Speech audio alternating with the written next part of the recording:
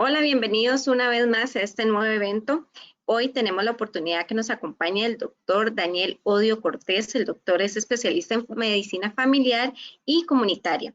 Vamos a estar conversando acerca del síndrome de fatiga crónica. Si ustedes quieren realizarle alguna consulta al doctor, pueden hacerlo a través del chat que tenemos acá mismo y al finalizar la presentación le haremos las consultas al mismo.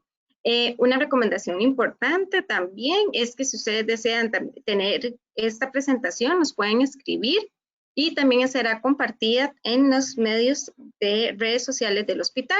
Bueno, sin más preámbulo, entonces les presentamos al doctor Daniel Odio. Doctor, bienvenido y lo dejamos. Gracias. Buenas tardes, muchas gracias por la invitación. Un saludo a todas las personas que se han unido esta tarde a compartir un rato con nosotros. Y vamos a empezar entonces. La idea de hoy era conversar sobre una enfermedad. Es una enfermedad que yo creo que todos hemos escuchado hablar de ella. Sin embargo, existen muchísimos mitos, existe muchísimo desconocimiento incluso dentro de la misma ciencia médica, porque lamentablemente es una enfermedad de la que sabemos muy poco. Y es, como ya Ariana lo adelantó, el síndrome de fatiga crónica. Esta enfermedad tiene muchísimos otros nombres, la conocemos desde hace unos 30, 40 años, sin embargo, es probable que alguno de ustedes haya escuchado referirse al síndrome de Da Costa, el síndrome de esfuerzo, el corazón de soldado, neurastenia. Más recientemente se ha intentado que la gente la llame encefalomielitis miálgica, también algunos autores la llaman como la enfermedad de Islandia, o un síndrome de disfunción autoinmune.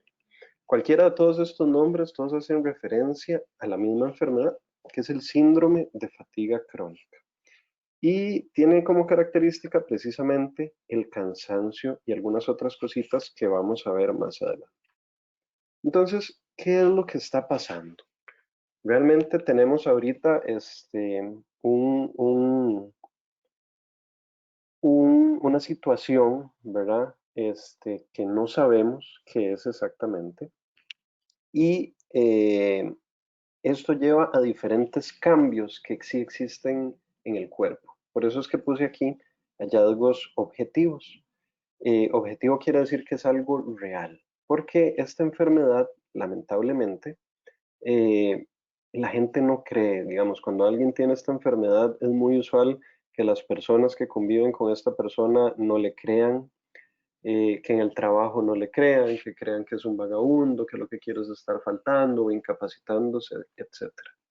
Sin embargo, existe algún proceso en el cuerpo que todavía no hemos logrado descifrar, que nos lleva a cambios en el sistema nervioso, en el sistema inmune y en el mismo metabolismo, y esto nos lleva a producir toda la serie de síntomas que caracterizan a esta enfermedad. ¿Cuáles son entonces estos síntomas? Existe una definición que es una definición muy estricta. Entonces, esto ocurre con las enfermedades que son raras o que son desconocidas, porque cuando los médicos o los investigadores tenemos una enfermedad rara, lo primero que necesitamos hacer es investigar, necesitamos conocer más de ella. Y entonces usualmente cuando es una enfermedad para la que no tenemos una prueba, por ejemplo, no sé, se me ocurre el coronavirus tenemos una prueba, y a uno le hacen la prueba y uno está positivo o está negativo. Antes de esta prueba, ustedes me imagino que en las noticias veían cuáles eran los criterios para ver a quién se le hacía la prueba. Y entonces existen unos criterios para definir quién tiene el síndrome de fatiga crónica. Estos criterios, como les explico, son muy estrictos porque lo que buscan es que en todo el mundo se maneje la misma definición para que investigadores de todo el mundo puedan, valga la redundancia, investigar y logremos conocer más de ella. Entonces, lo primero es sobre el tiempo. Hablamos que para que alguien tenga el síndrome de fatiga crónica tiene que tener unos 6 meses con la enfermedad, ¿ok?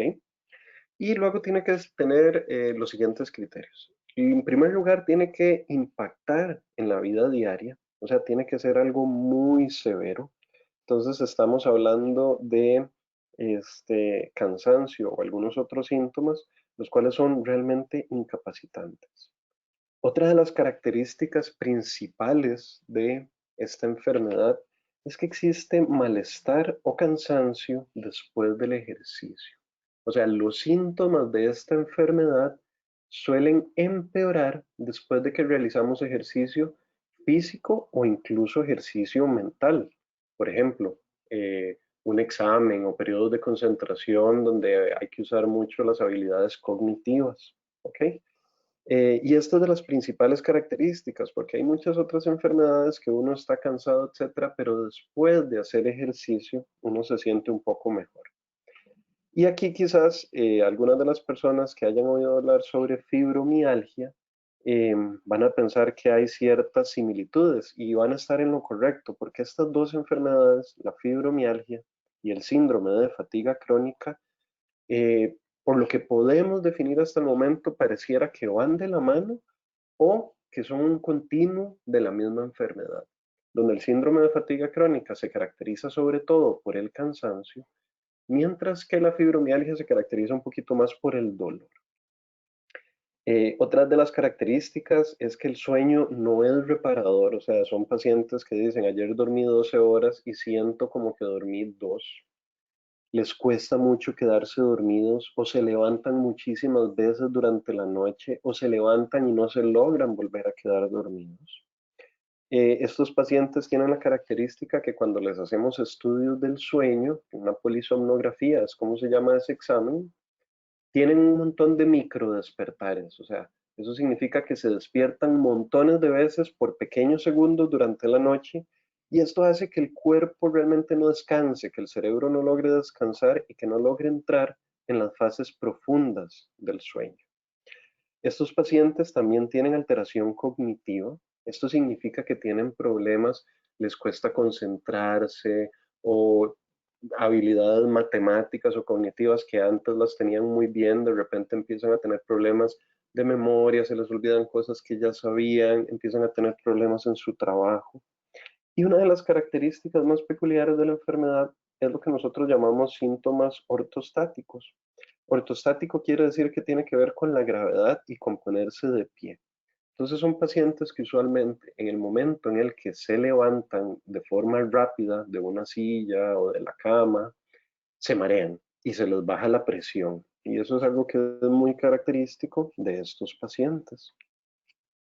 Entonces, ¿quién tiene la enfermedad? O sea, ¿cuáles son las características epidemiológicas de esta enfermedad?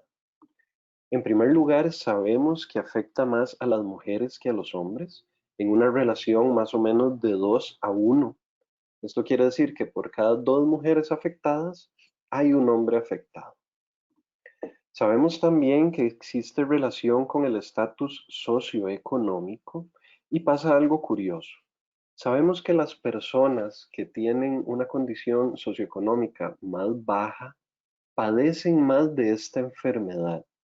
Sin embargo, consultan menos y la mayoría de personas que consulta por esta enfermedad son personas que tienen un estatus socioeconómico un poco más elevado. Algunos investigadores creen que esto se debe porque las personas con estatus socioeconómico más bajo tienden a echarle la culpa de los síntomas a trabajos que usualmente son manuales o usualmente son en el campo, por lo que los hacen estar más cansados y entonces consideran que son síntomas normales y que por esto no consultan. Entonces sí hay una importancia ahí a nivel socioeconómico. Es una enfermedad que afecta sobre todo a personas en la edad media, o sea, de adultos. Es muy raro encontrarlo en niños y es muy raro también encontrarlo en adultos mayores. Sin embargo, sí lo hemos visto en adultos mayores. Sin embargo, cuando uno tiene un adulto mayor que se presenta con síntomas de fatiga crónica, uno siempre primero va a descartar que no se trate de otras enfermedades y luego ya, pues si se descarta todo lo demás, pues se llega al diagnóstico. Pero lo más frecuente es que sean adultos jóvenes. Entonces, ¿qué porcentaje de la población tiene cansancio?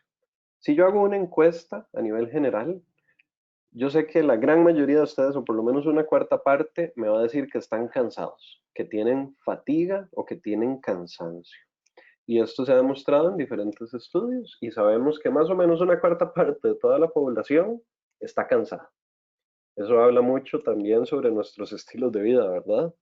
Em, pero el estar cansado no significa tener fatiga crónica. Y los estudios lo que nos han demostrado es que de este 25% de personas que nos dicen que están fatigadas, que están cansadas, realmente solo un 1% va a cumplir las características del síndrome de fatiga crónica. ¿Ok?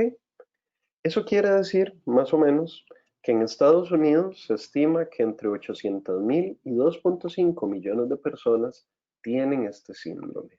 Ese rango es muy amplio y es muy variable y esto demuestra realmente que no tenemos muchísimos estudios que nos digan cuántas personas tienen. Obviamente en Costa Rica lamentablemente no tenemos datos sobre esto. Sin embargo, yo sí les puedo decir que es una queja frecuente de consulta de los pacientes. ¿Por qué entonces ocurre? ¿Qué es lo que nos pasa? ¿Qué es lo que está pasando en el cuerpo? Existen varias hipótesis, como les comento, realmente no sabemos, ahorita no es como, voy a seguir usando el ejemplo del coronavirus, pero yo creo que tal vez es como lo que está más en boga, tal vez así nos entendemos todos.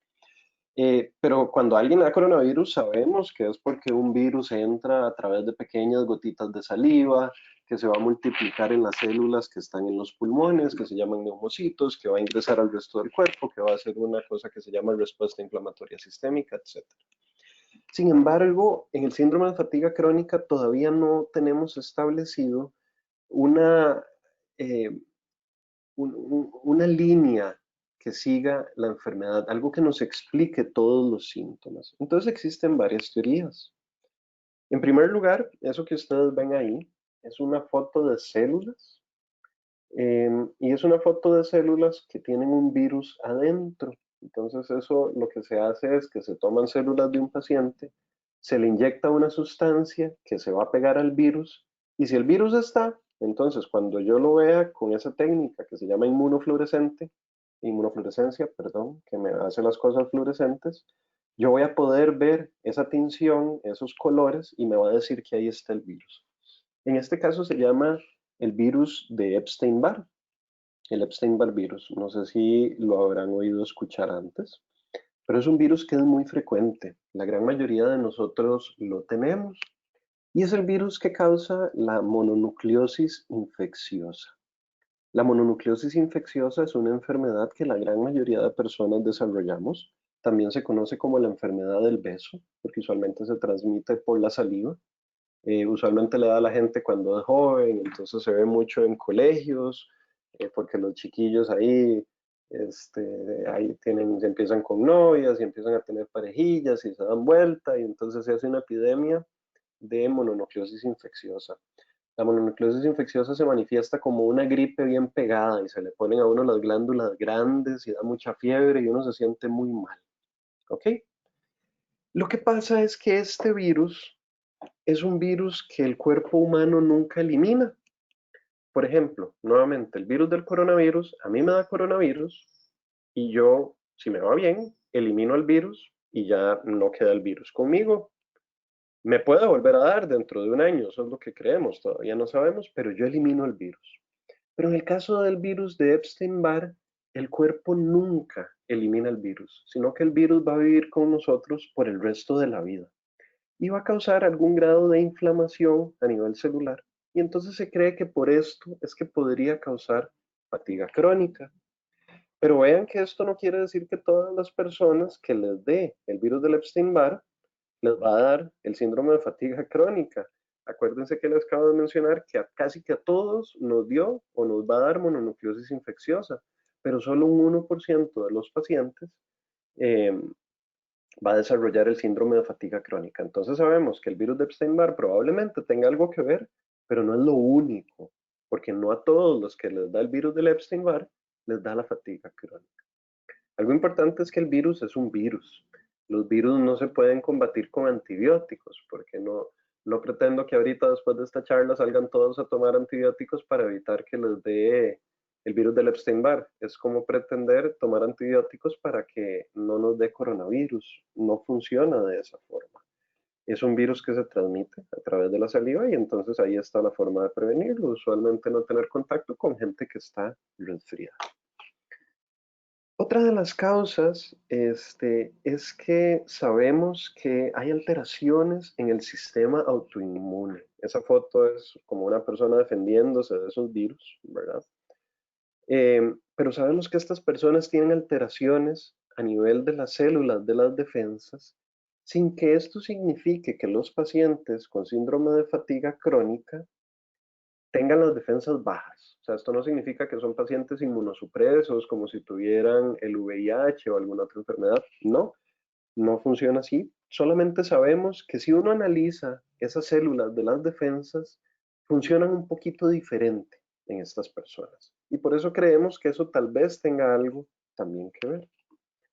Sabemos que el sistema endocrino tiene algo que ver, entonces esa figura que nos muestra las principales glándulas del sistema endocrino, la hipófisis, la tiroides y la paratiroides, el timo, las suprarrenales, el páncreas, los ovarios y los testículos en hombres.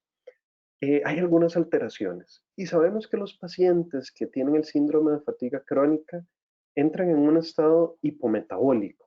Eso quiere decir que literalmente tienen el metabolismo bajo. Yo creo que todos hemos vacilado y hemos hablado de que uno dice, yo tengo el metabolismo bajo, yo me como una lechuga y engordo. Y hay gente que más bien se come una hamburguesa y una cerveza y pierde peso, ¿verdad? Que tienen el metabolismo muy rápido. Literalmente, los pacientes que tienen el síndrome de fatiga crónica sí tienen el metabolismo disminuido, sí tienen el metabolismo alterado. Y existen diferentes formas por las que nosotros podemos medir esto. Sabemos que son pacientes que tienen anormalidades en el metabolismo del azúcar, del colesterol, de los lípidos, ¿verdad? Entonces incluso pueden llegar a desarrollar algunos problemillas metabólicos que hay que prestarles atención. Y también son pacientes que tienen alguna alteración en el cerebro. No sabemos por qué, pero sabemos que estos pacientes desarrollan sobre todo hipotensión, o sea, se les baja la presión cuando se levantan. Es como, yo creo que todos en algún momento de la vida hemos estado mucho rato sentados y que uno se levanta y uno se siente como mareadillo. Eso si a uno le ocurre muy de vez en cuando, es normal. Pero los pacientes que tienen el síndrome de fatiga crónica pasan con estas molestias siempre, en todo momento, a toda hora. Y es algo que realmente es muy molesto y es muy incapacitante. Se me olvidaba mencionar que no solo el virus del Epstein-Barr se ha relacionado con el síndrome de fatiga crónica, también existen algunos otros, como el virus del herpes, algunos enterovirus que suelen causar diarreas y gastritis, incluso la bacteria que causa la enfermedad de Lyme. Sabemos que las personas que tienen este síndrome tienen también anormalidades genéticas, entonces ahorita existe un grupo muy importante de investigadores que se encuentra tratando de ver si hay algunos genes que pudieran explicar esta enfermedad. Y es muy probable que eso nos vaya a dar muchas respuestas, porque ya mencionábamos que la mayoría de pacientes les va a dar el virus del Epstein-Barr, pero no a todos los que les dio Epstein-Barr les va a dar fatiga crónica. Es muy probable que las personas que les da Epstein-Barr y que luego desarrollan un síndrome de fatiga crónica tengan algún gen diferente. Sin embargo, como toda terapia genética, es algo que todavía pues está en pañales. La imagen del centro representa una imagen, intenta representar la depresión. Algunas personas tienen depresión o tienen trastornos de ansiedad.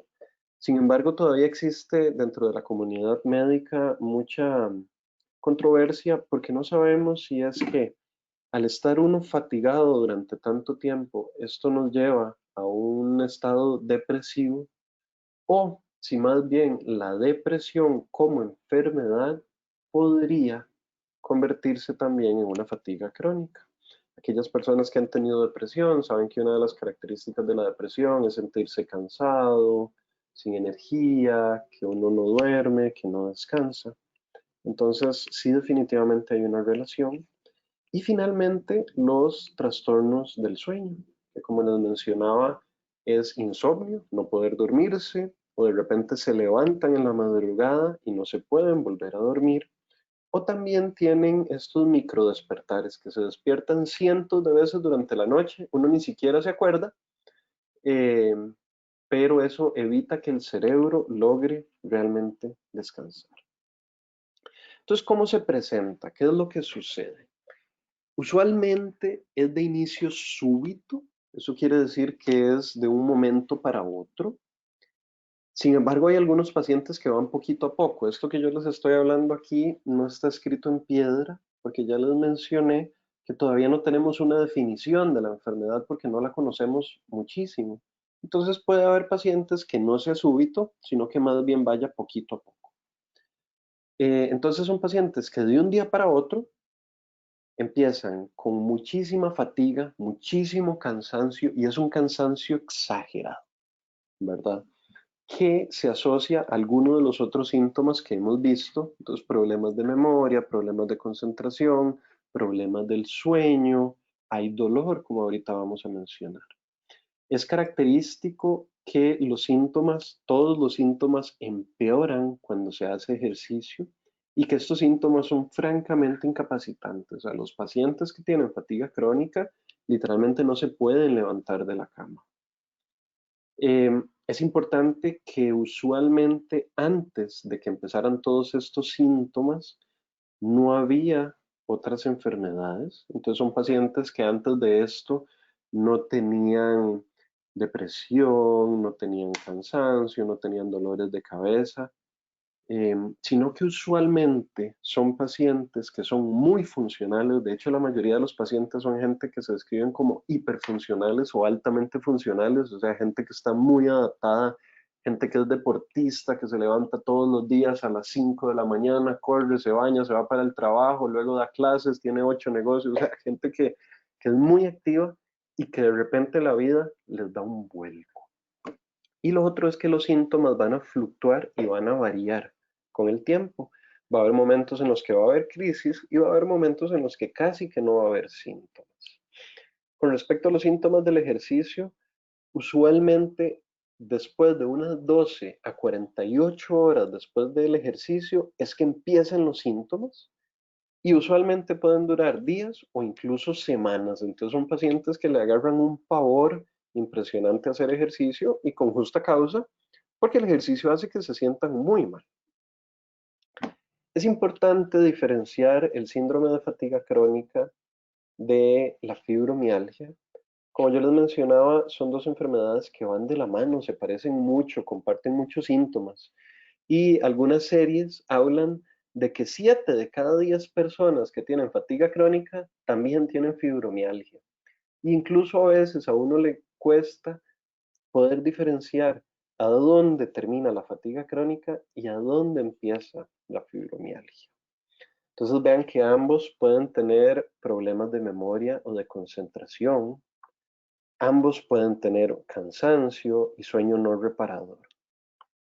La fibromialgia es más dolor en algunos puntos, sobre todo en las articulaciones, mientras que el síndrome de fatiga crónica es más el cansancio.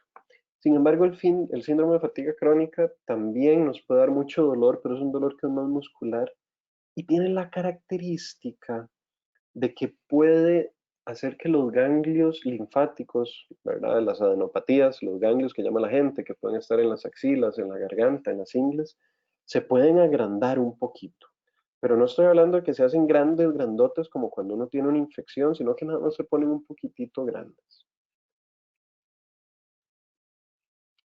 El asunto es que los pacientes que tienen el síndrome de fatiga crónica usualmente caen en un círculo vicioso. Y esa imagen ahí de Pinocho es porque la gente no les cree y creen que están mintiendo, porque un día pueden estar bien y al día siguiente están agotados. Y entonces la gente, ya estás poniendo excusas de nuevo, ya vas a faltar el trabajo, o sos un vagabundo, no quieres trabajar y el jefe se enoja y la pareja se enoja, o nunca quieres hacer nada, solo quieres estar tirado en la cama todo el día. Y realmente es que los pacientes se sienten muy mal, no es que quieren estar en una cama, es que se sienten muy mal. Y entonces esto nos lleva a un círculo vicioso de frustración, depresión y enojo. Y entonces yo me frustro porque no logro que mi pareja me entienda que yo estoy muy cansado, eso me enoja, eso me hace sentirme triste me hace sentir frustrado. Y entonces esto hace que la enfermedad no solo lleve la parte del dolor y del malestar y del cansancio, sino que además conlleve una parte emocional muy grande.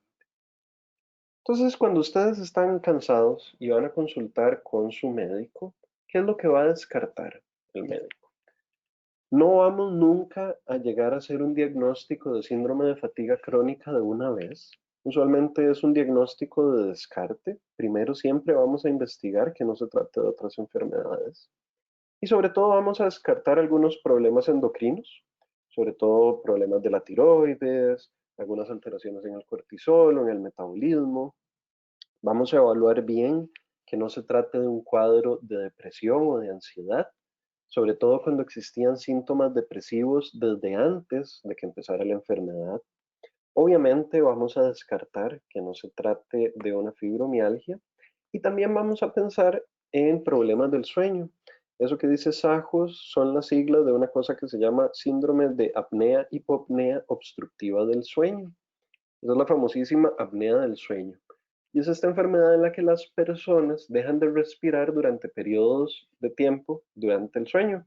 Y entonces usualmente llegan y consultan, entonces pasan cansados, no duermen, si son hipertensos o diabéticos cuesta controlarlos, la presión está altísima y no se baja con el tratamiento, si tienen sobrepeso les cuesta montones perder peso, la pareja dice que pasan roncando toda la noche y que no puede dormir del susto porque de repente deja de respirar durante 10 segundos. Entonces eso es lo que se llama la apnea del sueño y es parte de las enfermedades que siempre pues vamos a descartar. ¿Qué hacer entonces si yo tengo el síndrome de fatiga crónica? Lo primero es entender que es una enfermedad real, no es una enfermedad que se están inventando, no está en la mente, ¿verdad? Porque muchas veces los pacientes nos dicen, no, es que a mí nadie me cree, mi pareja cree que yo esto me lo estoy inventando. Y no, tenemos que entender que es una enfermedad real, que hay cambios objetivos que podemos medir. Es una enfermedad que no es progresiva, o sea, no se va a poner peor de lo que ya está. Claro, sí es muy severa cuando tenemos las crisis. Es importante saber que muchos pacientes mejoran. Las series demuestran que en los primeros 6 meses, digamos que yo empiece síntomas hoy y pasan 6 meses. A los 6 meses, un 80% de los pacientes que tenían síntomas sigue con síntomas, eso quiere decir que no se han curado. Sin embargo, a los 2 años este número baja a un 20%. Quiere decir que la gran mayoría, un 80% de las personas entran en remisión y el otro 20% restante existen cosas que podemos hacer para manejar. Es importante que ustedes hablen con su médico y con su pareja sobre dudas y miedos, porque a veces las personas llegan creyendo que tienen cáncer o que tienen una enfermedad fea, severa, algo que no les han descubierto. Usualmente son pacientes que consultan con un montón de especialistas y les han hecho cientos de exámenes y han gastado platales en exámenes y siguen buscando porque no creen que esta sea la enfermedad y están seguros que tienen algo más. Y esto genera muchísimo miedo, muchísima ansiedad y muchísimo gasto innecesario de dinero. ¿Y qué vamos a hacer nosotros con nuestros pacientes que tienen síndrome de fatiga crónica? Vamos a hacer varias cosas. Vamos a mencionar un poquito. En primer lugar, para lo que es el insomnio, lo más importante es lo que ahora se conoce como higiene del sueño. Es un término que cada vez se escucha más. Eh, Algunas personas no lo conocen, pero básicamente se refiere a todos los hábitos que yo debo hacer para poder dormir bien. No es una charla de sueño, pero vamos a mencionarlos muy brevemente. Para tener un buen higiene del sueño es importante todo lo siguiente. En primer lugar, tratamos siempre en la medida de lo posible de no usar pastillas para dormir. ¿Por qué? Porque cuando yo tomo pastillas para dormir, me duermo. Y yo creo que cualquiera que se haya tomado una pastilla para dormir, sea Benadryl, sea amitriptilina, sea clonazepam, sea sopiclona, va a dar fe de que uno se duerme. Eso estamos clarísimos. El problema es que es un sueño que es diferente al sueño normal de los seres humanos. Es un sueño que no es fisiológico. Y el cerebro le pasa exactamente lo mismo que cuando yo les mencionaba de los microdespertares. El cerebro no logra llegar al sueño profundo. Y entonces sí, uno puede tomarse un pastillero, dormirse 18 horas, pero al día siguiente se va a despertar como si hubiera dormido 2, porque el cerebro realmente no descansó.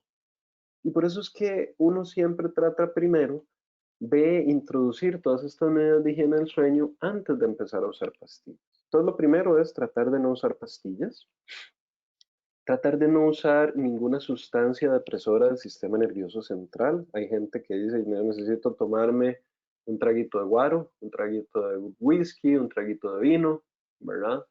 Ahí hay mucha controversia. Lo que sabemos es que algunas personas las relaja un poquito, ¿verdad? Y donde se relajan se logran dormir. Pero el problema es que si uno ya se emborracha, pasa lo mismo, el cerebro no logra descansar. Sabemos que la marihuana, que ahora es algo que se está utilizando mucho, tampoco nos ayuda para descansar de una forma adecuada. El cannabidiol, el CBD, es una sustancia que se está estudiando. Pareciera ser que es prometedora, sin embargo, todavía no hay estudios reales y fuertes que nos digan que es un buen medicamento. Entonces, estas sustancias deberíamos de tratar de evitarlas. Antes de dormir, uno debería de tratar de que por lo menos 2 horas antes de dormir, no ver tele, no ver ninguna pantalla de computadora, no ver el celular, no tener nada. El tele dentro del cuarto es el enemigo número uno de las personas que tienen insomnio y tenemos que sacarlo del cuarto. Las luces, sobre todo las luces de computadora, activan el cerebro porque tienen una luz que es una luz azul. Solo el sol tiene luz azul. Entonces, cuando yo estoy frente a una pantalla de compu o de tele o de celular o del iPad, esa luz azul entra a través de mis ojos y le hace creer a mi cerebro que todavía es de día. Entonces mi cerebro no se va a dormir. Entonces, por lo menos 2 horas antes, nada de pantallas. Si tienen que usar pantallas, entonces siempre recomendamos utilizar el modo nocturno. Los que tienen iPhone o Apple pueden instalar los filtros de luz azul. Los que tienen celulares Android, existen muchísimas aplicaciones que también bloquean todo lo que es luz azul. Pero igual la recomendación es nada de pantallas antes de dormirse. Perdón. Esta idea de estar con la compu, termino de escribir, cierro la compu y me voy a acostar, eso no va a pasar nunca. El cerebro tiene que apagarse poquito a poco. Yo siempre le recomiendo a la gente no tener tele dentro del cuarto, no tener ninguna luz. Por ejemplo, a mí la luz del despertador o la luz que tiene el celular cuando se está cargando me despierta montones. Entonces yo ahorita no tengo nada de luces en el cuarto. De hecho, el celular lo dejo cargando afuera del cuarto. Es importante que el cuarto esté a una adecuada temperatura. Esto es ni muy frío ni muy caliente. Uno usualmente necesita bajar la temperatura 1 a 2 grados para poder dormir. Y entonces tomar una ducha caliente antes de dormir, una media hora, 45 minutos, nos puede ayudar mucho porque en primer lugar nos relaja y en segundo lugar cuando salgamos del baño y está el clima frío, eso va a bajar nuestra temperatura corporal y va a hacer que nos durmamos. Otra medida importante de higiene del sueño es entender que la cama es solo para dormir. Entonces uno necesita que el cerebro se acostumbre a que la cama es solo para dormir. Entonces el ver tele, el leer, el quedarse conversando en la cama no es una buena idea. Yo siempre le digo a la gente que trate solo de usar la cama para dormir.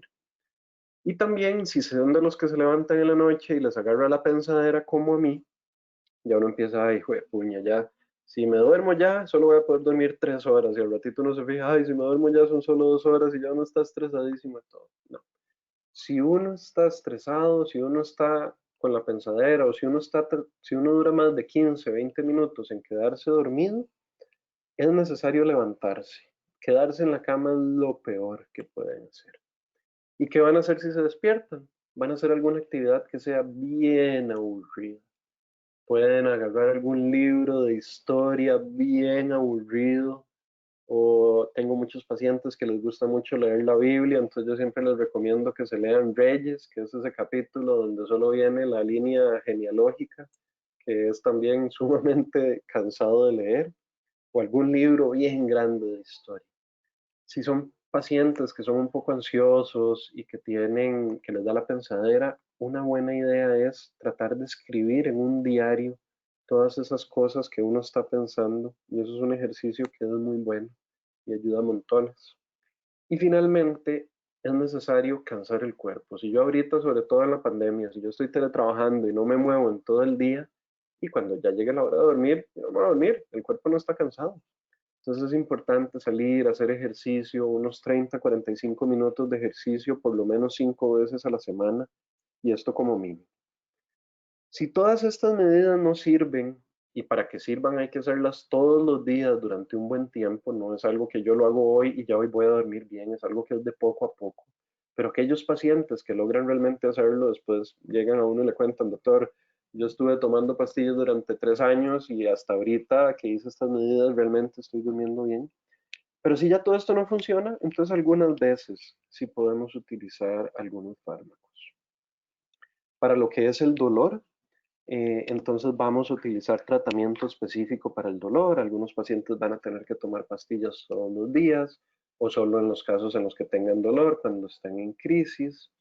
Si tenemos datos de depresión, entonces es importante utilizar antidepresivos en caso de que haya un trastorno depresivo. Ahí hay una ventaja porque algunos antidepresivos también nos ayudan a controlar el dolor. Entonces, con dos medicamentos matamos dos pájaros con una sola piedra. Para aquellos pacientes que tengan mareos, entonces a veces pueden usar algunos fármacos como la fludrocortisona. Ya eso es algo que ustedes con su médico podrían ver, sobre todo aquellos para que los síntomas de mareos cuando se levantan son muy fuertes. Eh, la parte de terapia cognitivo-conductual, la imagen de la izquierda es una psicóloga hablando con una paciente, una terapista. Es importantísimo. Esto no quiere decir, porque entonces cuando yo mando a un paciente con una psicóloga, el paciente dice, doctor, usted es igual que todo el mundo, usted lo que cree es que yo me estoy inventando esta enfermedad y no me cree. Y no, no es eso. Es que la terapia, sobre todo la terapia cognitivo-conductual, no es para desaparecer la enfermedad, es para desarrollar herramientas para poder aprender a vivir con la enfermedad y a aceptar la enfermedad, y también para tratar algunas de las otras cosas que pueden estar asociadas a la enfermedad, como lo es la depresión y la ansiedad. Y finalmente el ejercicio es algo importantísimo. Los pacientes que tienen fatiga crónica, a pesar de que el ejercicio es algo que empeora síntomas, no tienen que dejar de hacer ejercicio, porque a la larga eso es peor. Sin embargo, tiene que ser un ejercicio programado, o sea, no puede ser, por ejemplo, si yo era un maratonista y de repente empiezo con esto, no podemos pretender que de la noche a la mañana vamos a estar corriendo maratones de nuevo. Tiene que ser un ejercicio usualmente prescrito por algún profesional que sepa de prescripción del ejercicio. eh, y usualmente vamos poquito a poco. No es una carrera, no buscamos estar igual a como estábamos antes de la enfermedad, sino que lo que buscamos es mantenernos activos, siempre con la esperanza de que algún día vamos a superar todas estas cosas. ¿Qué sabemos que no sirve? Porque bueno, ya les mencioné sobre algunas cositas que nos pueden ayudar a controlar los síntomas. Vean que solo les he hablado del manejo de los síntomas porque lamentablemente no tenemos una cura para esta enfermedad. Existen montones de estudios sobre medicamentos naturales, coenzima Q10, oligoelementos, adaptógenos, micronutrientes, etc. Hasta donde yo he leído, no hay ninguna evidencia científica fuerte que respalde que esto funciona. Yo les puedo hablar que antibióticos y antivirales no sirven, tampoco esteroides para bajar las defensas, agentes biológicos o inmunosupresores tampoco funcionan, y todos estos son medicamentos que pueden tener muchísimos efectos adversos y nos pueden producir muchos daños. Y finalmente la dieta, eso se los pongo ahí con varios signos de exclamación, porque lo que no existe es una dieta específica para la fatiga crónica. O sea, cualquier persona que les diga, esta es una dieta para la fatiga crónica, no es cierto. Lo que sí es cierto es que un plan de alimentación adecuado nos va a ayudar a tener los nutrientes que necesitamos para tener más energía. Es cierto también que algunos pacientes el suplementar algunas vitaminas, sobre todo si no tienen una dieta adecuada, va a hacer que se sientan mejor. Y si son pacientes que además tienen algunas otras enfermedades como hipertensión, diabetes o sobrepeso, un plan de alimentación les va a ayudar muchísimo porque nos va a ayudar a controlar estas otras enfermedades y sabemos que en la medida en que las otras enfermedades estén bien controladas, la fatiga crónica también va a estar mejor controlada. Entonces, como conclusiones, esta es una enfermedad que es real. Si alguno de ustedes la tiene o si tienen algún familiar que la tenga, es importante que conversen y que le digan, mira, por lo que estás pasando es real, yo te creo, porque no hay nada más feo que a uno no le crean que está pasando por algo, sobre todo cuando es algo tan difícil. Es algo que no es nuevo, o sea, no es de ayer, la conocemos desde hace más de 40 años y cada día sabemos más. En este momento se están haciendo montones de investigaciones al respecto.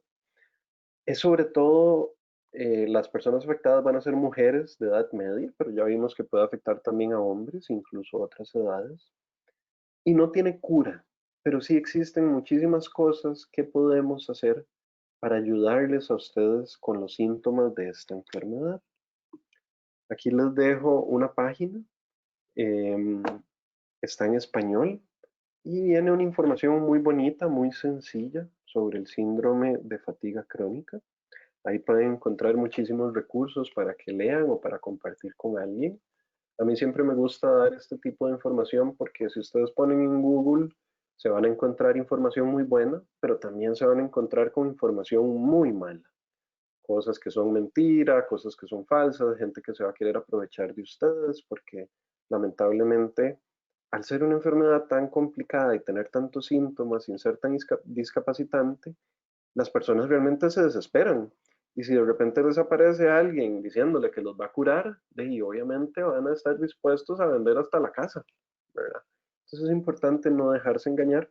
Y este es un sitio que tiene pues realmente buena información y no solo sobre esta enfermedad.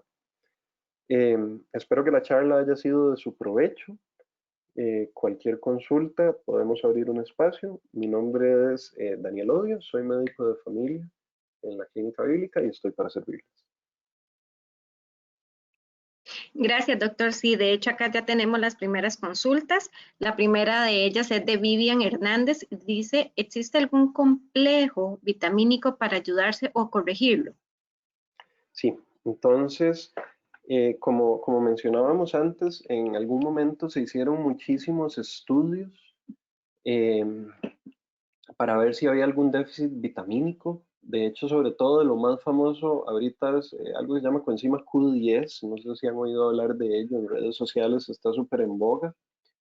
Pero lamentablemente no es como que yo te doy un suplemento vitamínico y eso va a hacer que te sientas mejor. ¿Por qué?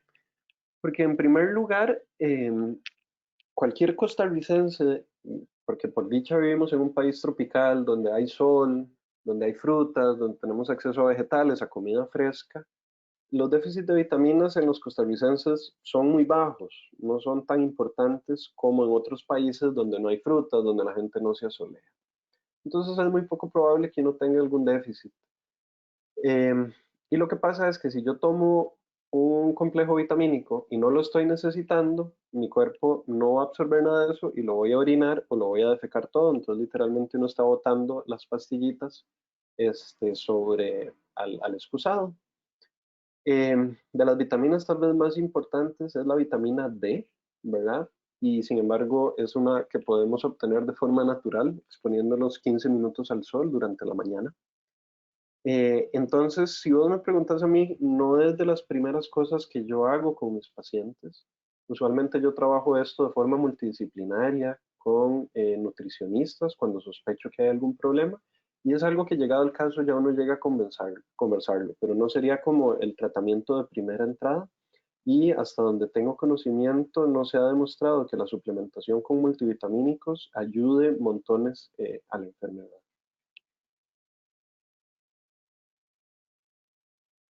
Gracias, doctora. Acá la siguiente consulta es de María Elizondo. Dice, al mencionar el doctor que la fatiga crónica se presenta en la edad adulta y no en adultos mayores, ¿quiere decir que cuando llegamos a la edad de adulto mayor va a estar curada la fatiga crónica? Ok. Bueno, lo primero es que usualmente se presenta en adultos, también puede presentarse en adultos mayores, ¿verdad? Entonces, si tenemos un adulto mayor que está muy cansado, puede ser que tenga fatiga crónica, pero uno primero va a pensar en otro montón de enfermedades antes de pensar que sea fatiga crónica. Y luego, con respecto a la segunda parte de la pregunta, lo que sabemos ahorita de la enfermedad es que más o menos después de 1 o 2 años de tenerla, la gran mayoría de los pacientes ya superan todos los síntomas. Sin embargo, hay un pequeño subgrupo de pacientes, perdón, que sí puede persistir con síntomas a lo largo de la vida. Y es en estos pacientes donde es más importante el trabajo con todas las otras cosas pues, que ya mencionábamos. Ejercicio, terapia, el manejo del dolor y el manejo del sueño. No Gracias, sé si doctor. eso aclara. Perdón. La siguiente consulta es de Silvia Trejo. Dice, buenas tardes, el síndrome de Charcot-Marie-Tooth puede producir fatiga crónica. Yo la tengo hace 25 años y hasta ahora estoy empezando a sentir síntomas más severos. Muchas gracias. Ok, el Charcot-Marie-Tooth es una enfermedad que es una enfermedad genética para los que no lo conocen.